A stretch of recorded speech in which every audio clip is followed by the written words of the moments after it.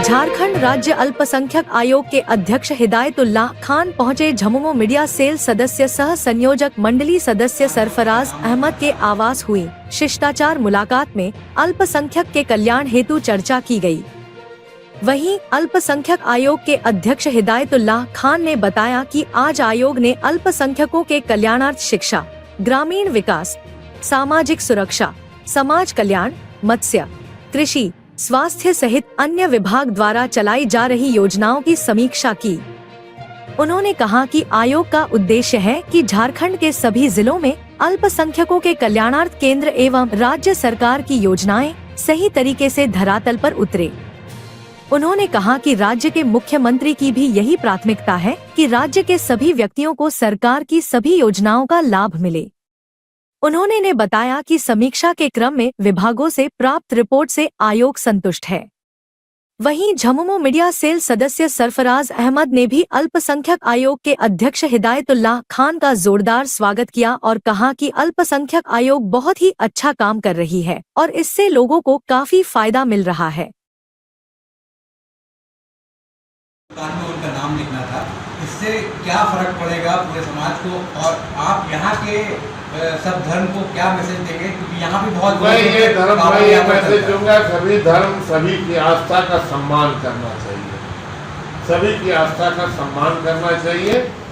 अगर आप एक मुसलमान अगर शुद्ध शाकाहारी भोजनालय बनाता है तो मेरे ख्याल से उसको अलग नहीं देखना चाहिए, दूसरे नज़रिए से नहीं देखना चाहिए।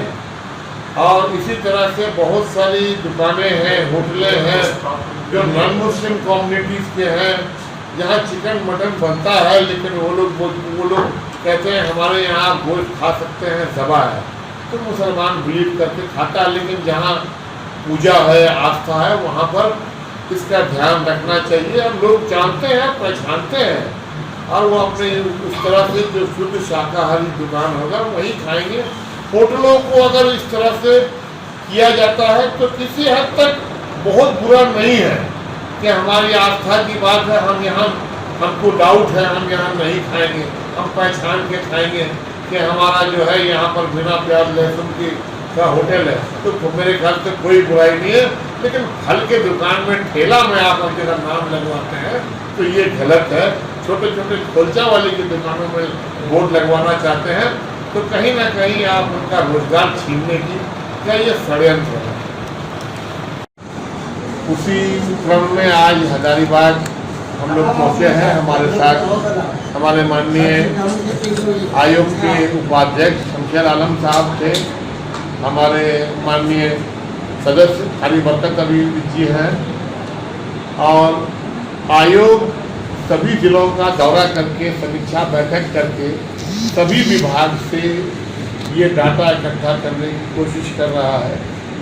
ये राज्य में जो जितनी भी सरकारी योजनाएं हैं, चाहे वो केंद्र सरकार द्वारा चलाई जा रही हो या राज्य सरकार द्वारा चलाई जा रही हो, वो सही तरीके से अल्पसंख्यकों को उनके आबादी के अनुपात में उन्हें हिस्सा मिल पा रहा है या नहीं, जो जनरल है, और जो पूर्ण रूप से अल्पसंख्यकों के लिए जो योजनाएं हैं वो भी धरातल पे उतर पा रही है या नहीं, इस पे ही हम लोगों का फोकस रहा है। एजुकेशन है, अगवा आवास है और तमाम तरह की चीज़ें हर विभाग से रिपोर्ट ली गई है। वो रिपोर्ट को लेने के बाद हम लोग जो है एक राज्य स्तरीय समीक्षा बैठक करेंगे।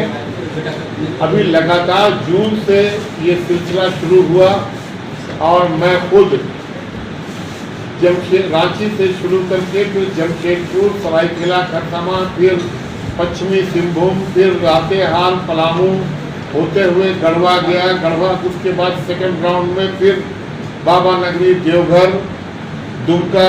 फिर इस सफ़र में इस हफ्ते में हम लोग मंगल से निकले हुए हैं, धनबाद, गिरिडीह, कोडरमा होते हुए आपके ज़िला हजारीबाग पहुँचे हैं। तमाम ज़िलों की रिपोर्ट लेकर हम लोग जो है उसको एक फाइनल रिपोर्ट बनाकर हर ज़िला में क्या पोजीशन है, अल्पसंख्यकों को हर जिला में उनकी हक मिल पा रही है या नहीं, इसकी रिपोर्ट तैयार करेंगे। राज्य स्तरीय जब बैठक होगी उस पर हम लोग फाइनल एक नतीजे पे पहुंचकर अपनी रिपोर्ट जहां पर कमियां होंगी उस कमियों को देखते हुए सरकार को अनुशंसा करके भेजेंगे। हजारीबाग में क्या कुछ स्थिति पाई है? यही है, थोड़ा सा एजुकेशन से रिलेटेड और उर्दू के ताल्लुक से मायूसी है। और यहाँ पर जैसे